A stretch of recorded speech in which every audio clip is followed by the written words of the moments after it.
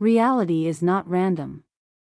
It moves in harmony with what is wanted, felt, imagined, and believed.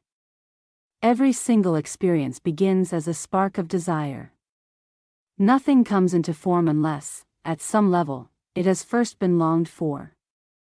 When you look around at your life, at the world, at the circumstances you call real, you are witnessing desire made visible. But here is the beautiful part. You are not creating alone. We live inside a shared field of longing.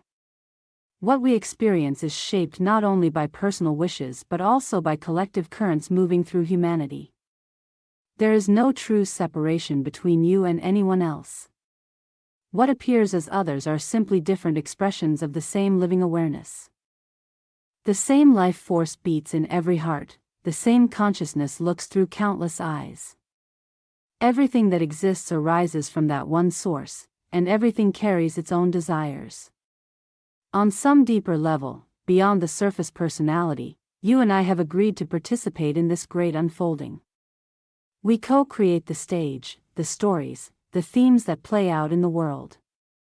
That means we are not powerless observers, we are participants. This idea can feel challenging. It suggests that we share responsibility for what we experience, even the parts we struggle with. The events we witness, the patterns we interact with, the manifestations that enter our lives are not separate from us. They are connected to the deeper intentions of our being. At the core of who you are is consciousness itself. Your soul longs to understand its own nature. It does this by exploring different perspectives, moving through different experiences, seeing itself from countless angles. Even when something feels uncomfortable or confusing, it may still be serving that deeper exploration. You do not have to pretend to enjoy every experience, you do not have to deny your feelings, but you can begin to gently consider that there may be a larger intelligence at work within you. A part of you that desires growth, clarity, expansion, and self-recognition.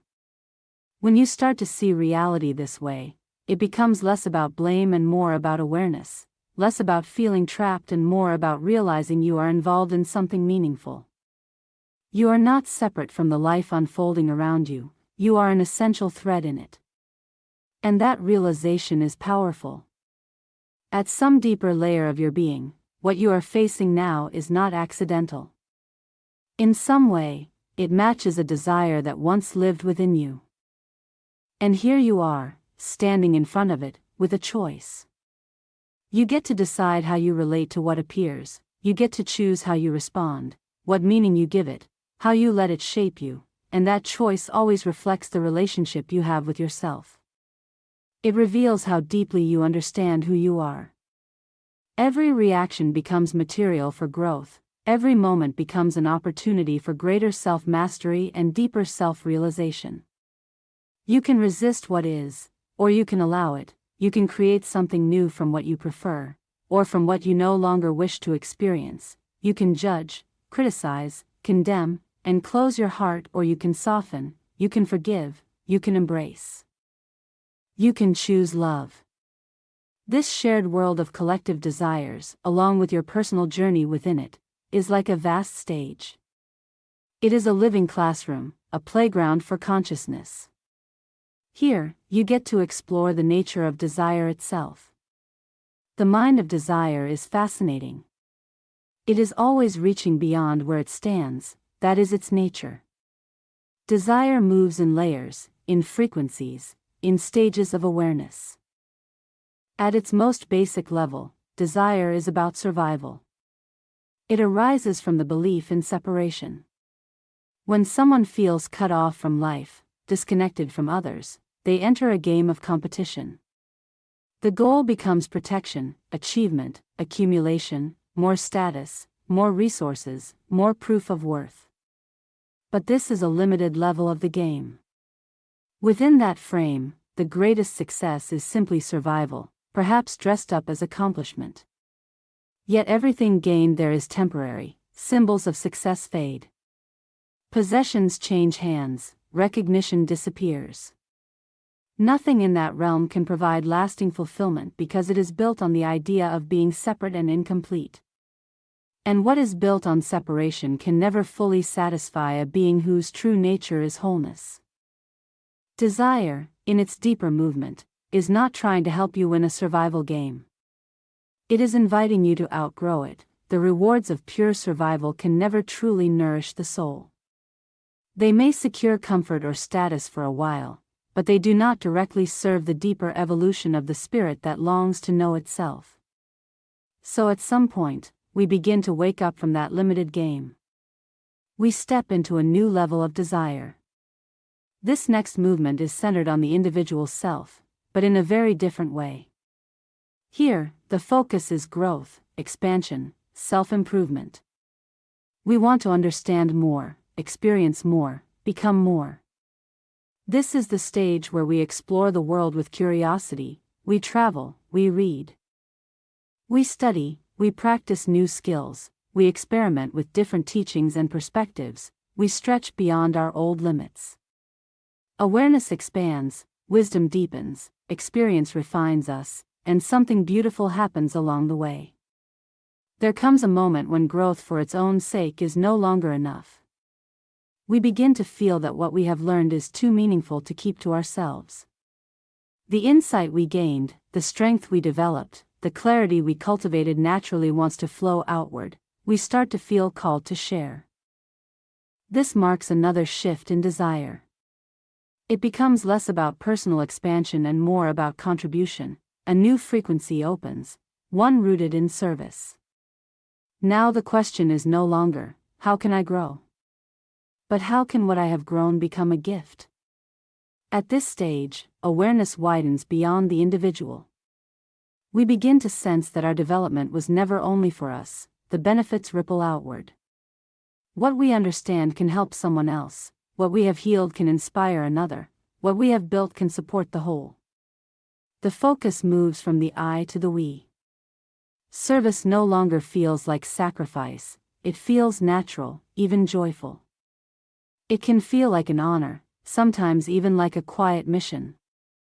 Not driven by ego, but by recognition. A recognition that we are interconnected, and that when one part rises, the whole is uplifted. Desire, then, continues to evolve. It refines itself, it grows from survival, to self-development, to contribution, and through each stage, it gently guides the soul toward a deeper remembrance of what it truly is. When the desire to serve becomes fulfilled, something subtle begins to shift.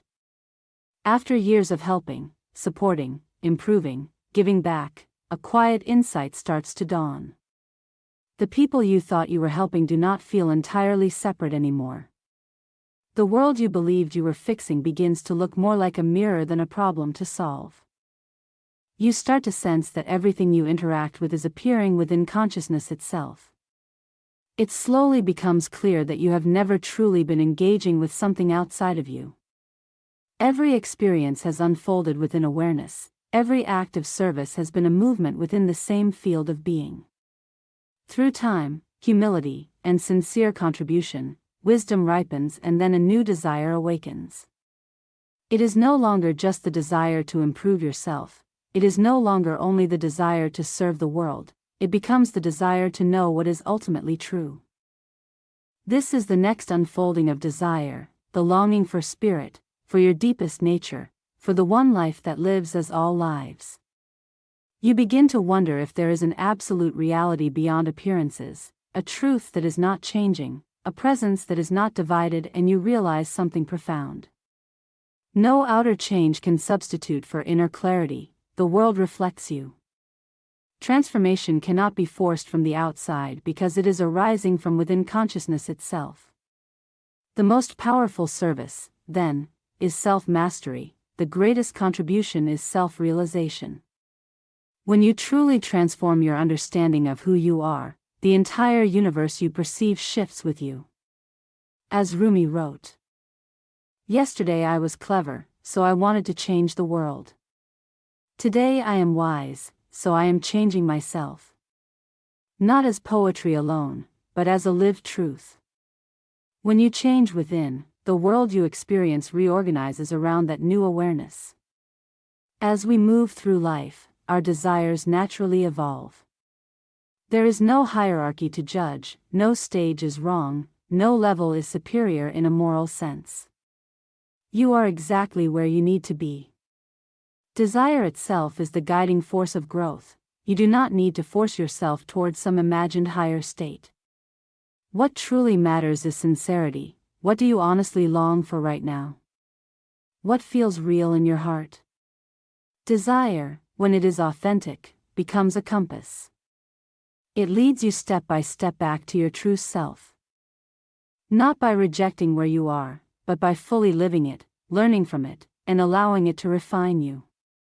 In the end, every desire, at every stage, is the same movement. It is consciousness remembering itself. If this resonated and you want to go deeper, I created a free self-inquiry worksheet. Write in comments, self-inquiry, I will send you more details.